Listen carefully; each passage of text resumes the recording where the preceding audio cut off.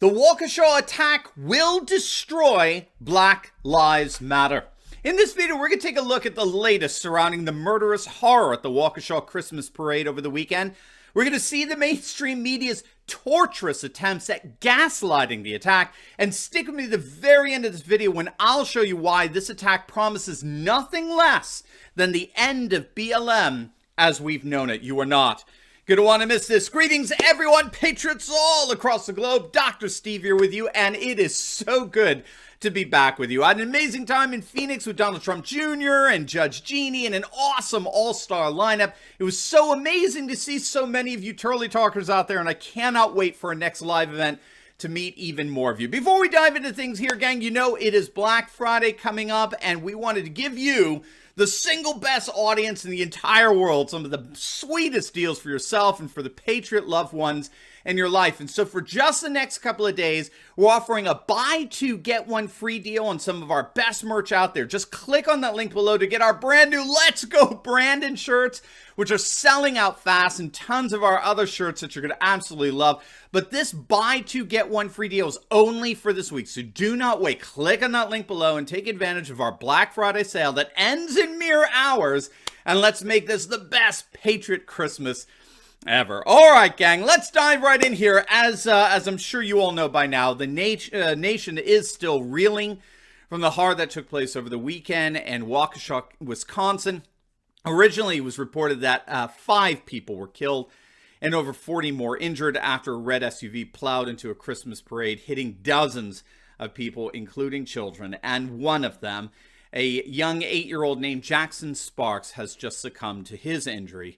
He is now the 6th fatality in this horror. One suspect has been detained. Police have arrested a 39-year-old man by the name of Darrell Brooks, who is a convicted felon par excellence with a long history of criminal charges. In fact, Fox News is reporting that Brooks was not just a career criminal.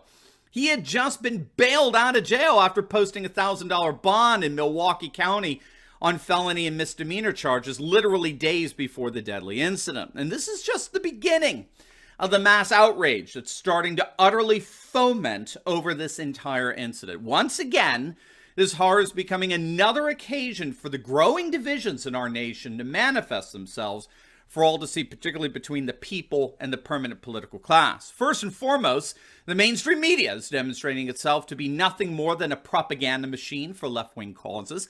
At first, it appeared as if the media was actually trying to blame police for this horrific incident. CNN claimed that the attack was actually just an accident as a result of the suspect fleeing law enforcement.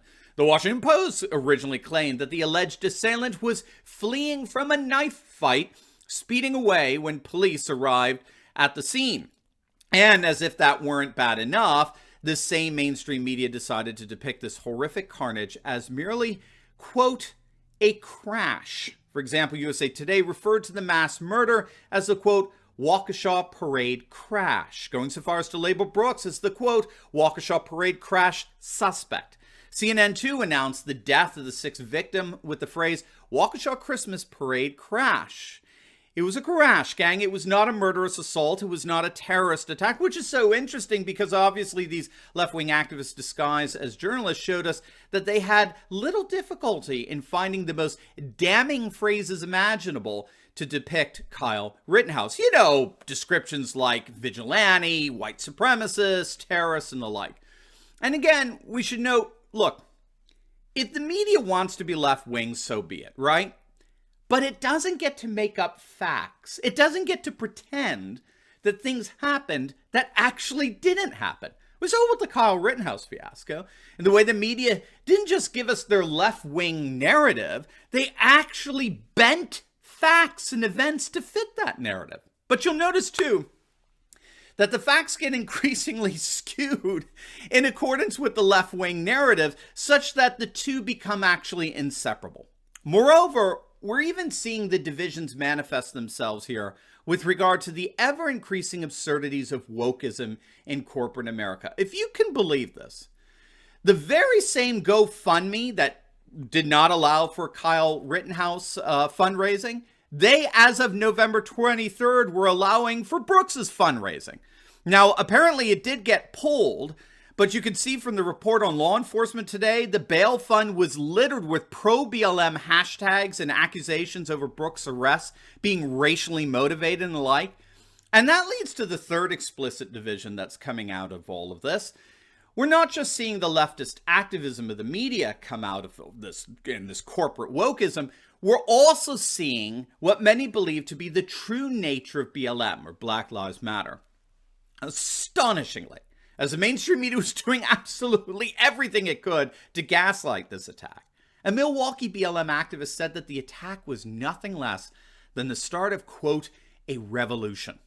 A fellow by the name of Vaughn Mays took to Facebook Live and responded to questions as to whether the attack was in response to the Kyle Rittenhouse verdict. And he was reported to have said, quote, I don't know. Now we'll have to wait and see because they do have somebody in custody. We may have to wait and see what they say about why this happened, but it sounds possible that the revolution has started in Wisconsin. It started with this Christmas parade. And once again, trying to find out what's really happening here, we're having to turn to international media that's doing the job of what our domestic media would have done had they not become so ideologically compromised. The British Daily Mail is reporting that the now deleted Facebook account belonging to the suspect, Darrell Brooks, showed that he had indeed encouraged knocking, quote, white people the F out, and also appeared to support the controversial black nationalist group known as the Hebrew Israelites. The Daily Mail detailed his racially inflammatory postings that appeared to be provoked right around the time of the whole George Floyd riots. We're also finding out that he was a rampant anti-Trumper, surprise, surprise, who was an amateur rapper with song lyrics containing F Donald Trump, which he reportedly wrote just before the attack. So, of course, if you're part of the far-left parrot site like the Daily Bees, of course, there's absolutely no connection between Darrell Brooks and BLM. Of course not. And only far-right trolls would even suggest such a connection. Or if you're the left-wing activist over Salon.com, you don't even mention the incident in today's news. So utterly embarrassing, or better, it's such an obvious indictment of your far-leftist worldview, you pretend it didn't even happen. But it's too late. The fact of the matter is that BLM has already been utterly imploding in terms of its approval ratings. For example, according to the Civics tracking poll, only 35% of whites support BLM. 52% oppose it. And if you limit that to the sentiments of white men, the number opposing BLM surges to 60%. And according to the University of Massachusetts Amherst poll, just 9% of Trump supporters support BLM. 9%. And keep in mind, this was all before the Waukesha attack. Now, in view of this attack, and in view of the highly racially charged rhetoric associated with the suspect as well as this BLM activist in Milwaukee, it seems like the writing is on the wall for BLM. We could expect any semblance of support for BLM from whites and Latinos and others to basically implode at this point. There's no way around this. You can't demonize 75% of the population on a daily basis as racist and privileged and bigoted and expect the nation to rally around you, especially in light of the Waukesha attack. You can't constantly focus on the supposed sins of a single race and then expect the nation to be united.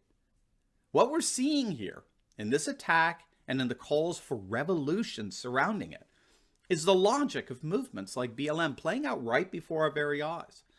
The logic of movements like BLM is balkanization and division and tribalization.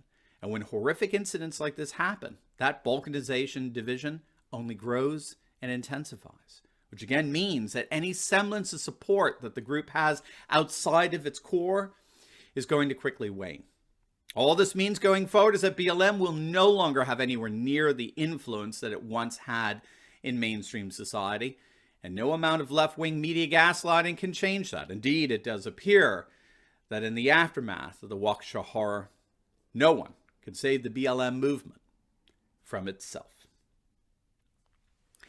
Now, before we go, you will definitely want to check out my latest video on Antifa and BLM agitators getting crushed in America's new civil war. You are not going to want to miss it, so make sure to click on the link, and I will see you over there. God bless.